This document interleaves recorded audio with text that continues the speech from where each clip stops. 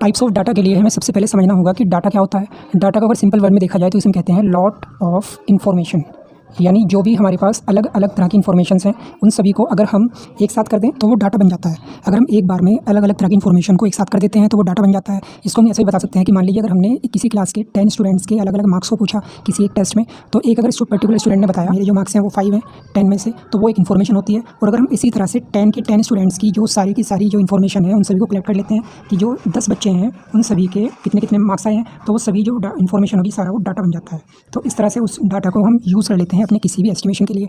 Main point है इसमें types of data.